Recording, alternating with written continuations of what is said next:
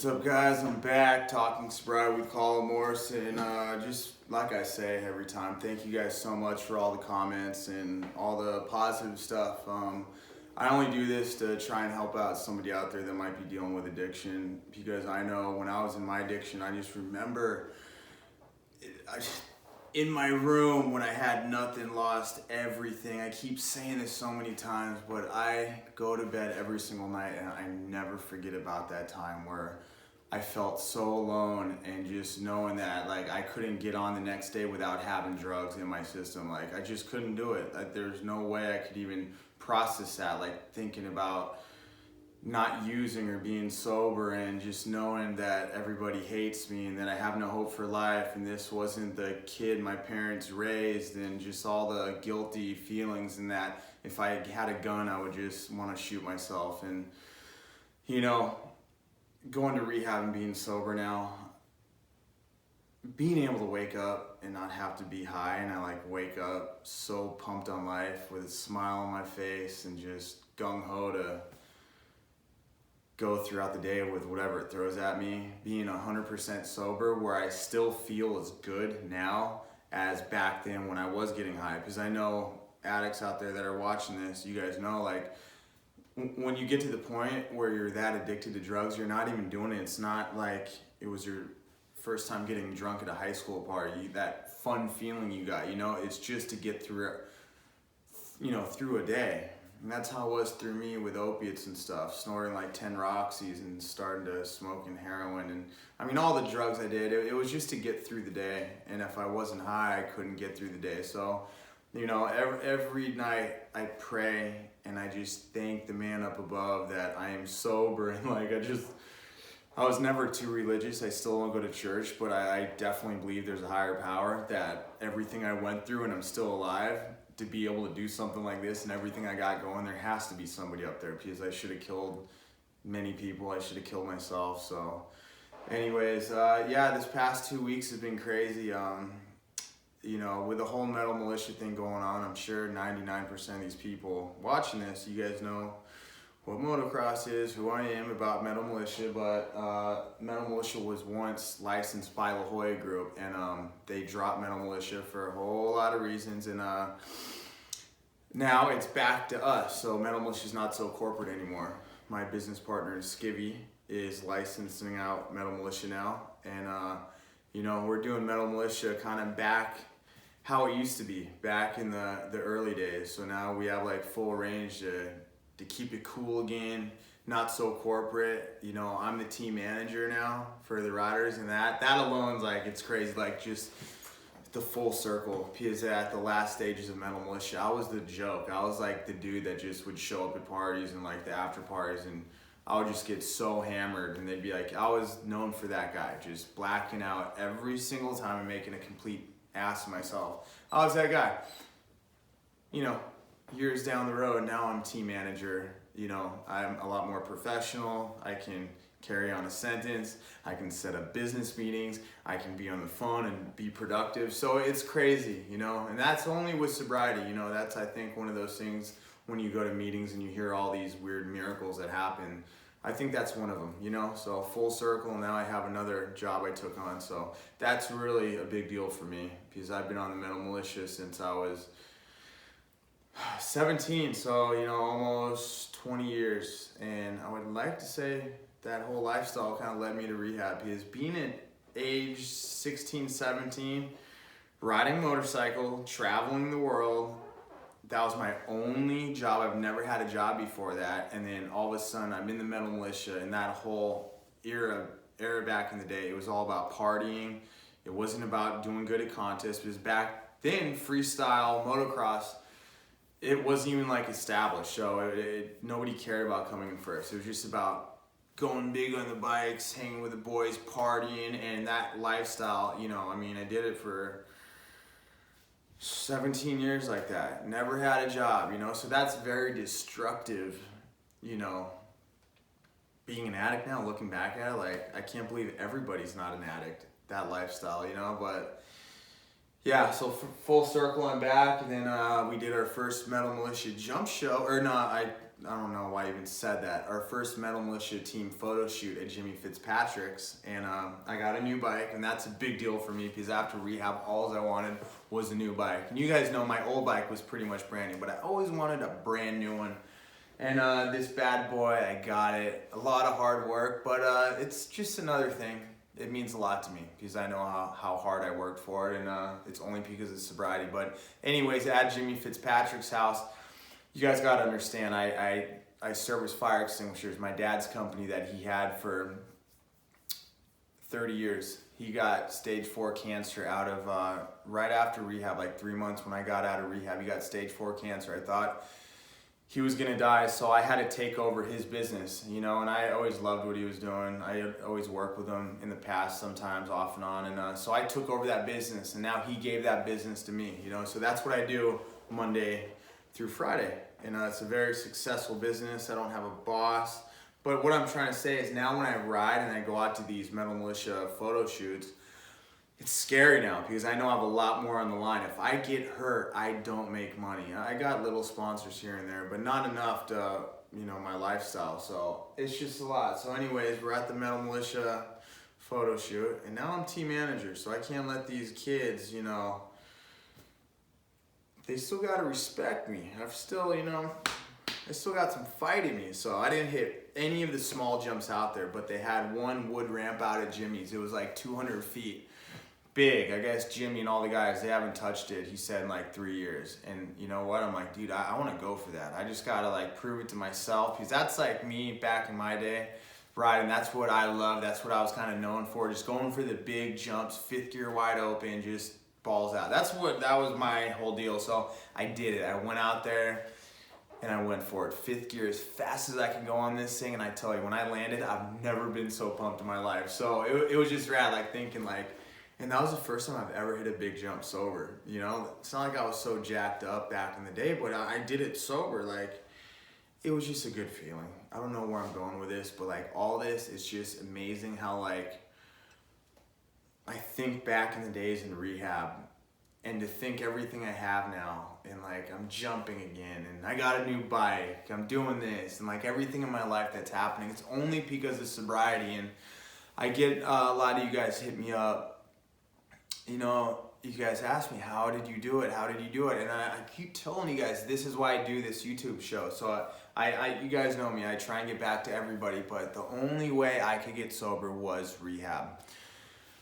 That was it. So you guys watching this and reaching out to me saying, how do I take the first step to get clean? I gotta tell you guys, I was never that strong. So you guys doing that right now, even watching this, maybe you're watching this to say, you know, I wanna see what he's all about. I wanna try and get sober. You guys are so stronger than I was. That takes a lot of guts and you guys should be proud of yourself because there's no way. I just thought I was gonna do drugs the rest of my life and, you know, I didn't think I could change my life. You know, it ended up where I had to pass out in my truck and run into 7 cars and almost kill 18 people and ended up in Twin Towers jail not knowing how I got there, then going to rehab. That's how I ended up in rehab. So for me, the only way I could get clean was rehab. So I can't tell you guys really any other way because I'm only telling you guys the way I did it and the way I see other people doing it. You know, so if you guys are really battling addiction and you really don't know, like you don't think there's a way out, there's a hotline, Sober Recovery. It's a treatment center. It's a 1-800 number. After this, call them. They could get you guys into a recovery center, rehab, detox, sober living. Hit them up. You know, so if you really want to make that leap and really change your life around, I gotta tell you guys, rehab is not that bad. It's not what it looks like in TV. It was the best time of my life, actually. Everything I got now, I still think how much fun I had in rehab. Just, you know, you just go away. You don't need a cell phone. You don't need all the news, what's going on in the outside world. You just go there, you know, you meet new people and you just work on yourself and just, it's amazing. I'm telling you, it's such an easy way to get sober there too, you know, because you're in a controlled environment. Because if you try and do it at home, you're gonna go through a couple days feeling like shit trying to come off the alcohol or drugs, and you're gonna, if you're not strong enough, you're gonna say, dude, if I just took one more pill or drank a little bit, I'm gonna feel better. And then it's just that continuous cycle. You're never gonna get sober. So rehab is a safe environment, and you can fully 100% get your life back. But you gotta listen to them, and you gotta go in there without an ego. You know, just go in there and listen to what they say, and just put the white flag up and just do what they say, and you'll come out a new man. If you can't do that, you know, if you got kids, you got a job, whatever, go hit up an AA meeting. And I tell people, go to 30 meetings in 30 days, because you got to put work into sobriety. You know, just because you're sober, like if you get sober, let's say, and you're doing good, and you're not drinking, you're not using, but you just forget about you were an addict, and you don't work on that, you're gonna go back out, or you're not gonna get the miracles that happen in recovery. You have to put the work in. You have to give back. You know, do the 12 steps. That is an amazing deal, and it's proven. So look into that.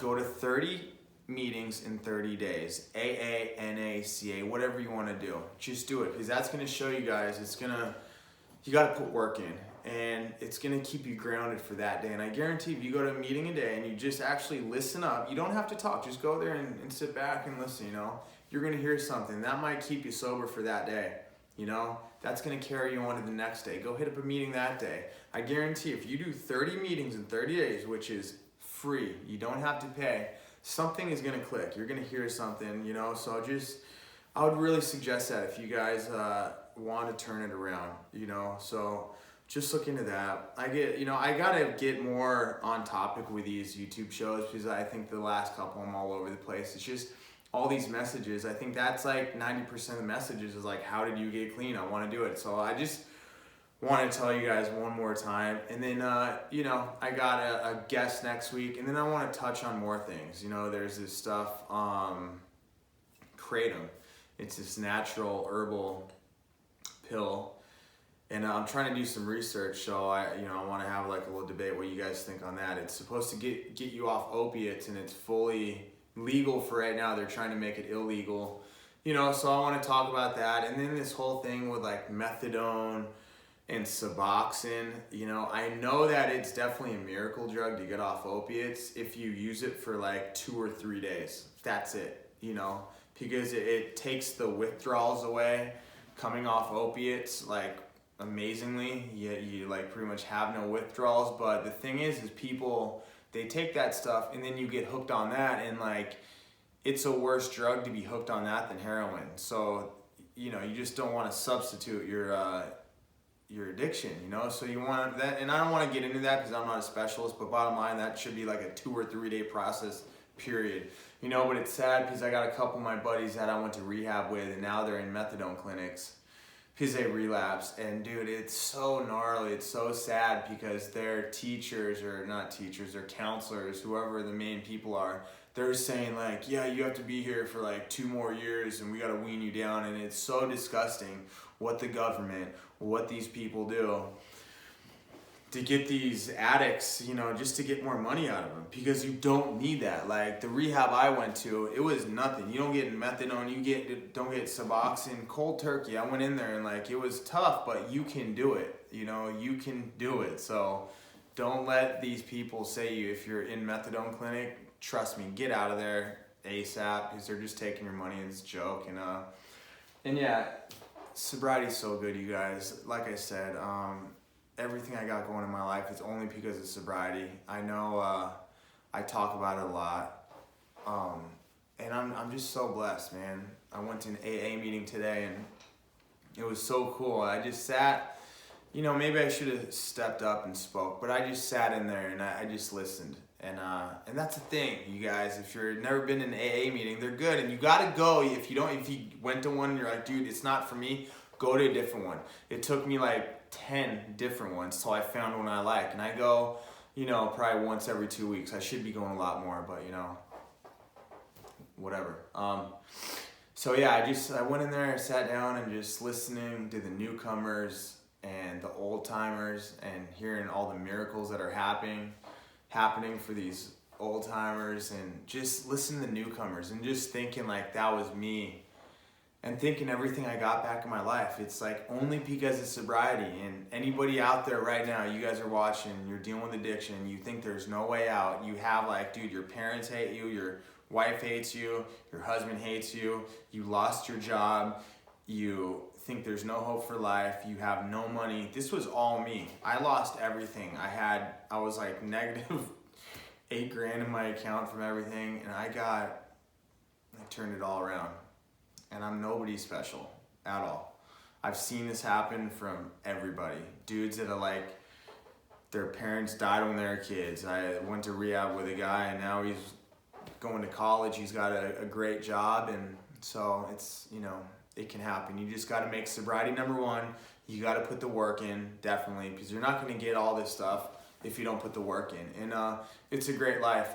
For me, I can still go out to clubs, I can still go out to bars, I can still go pour you a drink, I can do anything, you know, I can be around that stuff for me. For newcomers, and it's different for everybody, but for me, I know I'm good. I know I just don't want to go, I just don't want to go back to that lifestyle. It's not fun. I love going to clubs and being sober and watching all the bullshit, like when everybody's drunk and just, it's classic. Oh, I love you, man. Oh, dude, you're so sick. Just everything. It's so much fun being sober and watching all the bullshit. And it's actually a good time because everybody's going up, partying, and then at the end of the night, everybody's just turning into babies, can't even talk, they're drooling, they can't even walk, and I'm just still ready, like just feeling good, still excited, you know? And that's rad for me. I love it. So, and you'll find that if you get sober, it takes a while to find your place. So, don't feel if you're newly in recovery and you're like, dude, I want that. It comes, because it was very weird for me the first time I went out after being sober. It took me a while. So it comes. But anyways, I'm going to keep it short. Next week, I got a cool guest. And then the next week, I want to answer some questions that you guys send in. And I know like my first show, I said I was going to do that every week, and I kind of fell off. I just wanted to touch base. Like I said, I get a lot of people telling me how I got sober, so I just wanted to really get back on that topic. But other than that, you guys, thank you so much. There's going to be a 1-800 number at the back of this, and really quick, let's do some editing magic. Look at the jump I did that I was just telling you guys about, that 200-footer right now.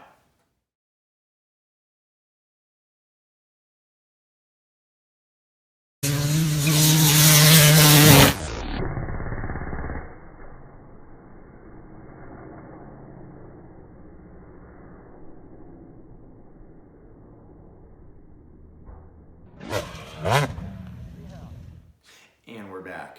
So it doesn't look that big, but I can tell you that was 5th gear wide open on a dirt bike, and it was pretty cool, and I was proud. So whatever. Anyways, there's a 1-800 number after this in about 10 seconds if I can stop talking, and call that number. They can help you get into, like I said, detox, rehab, sober living, anything. And then be sure to download the free online sobriety-based magazine, Recovery Today magazine.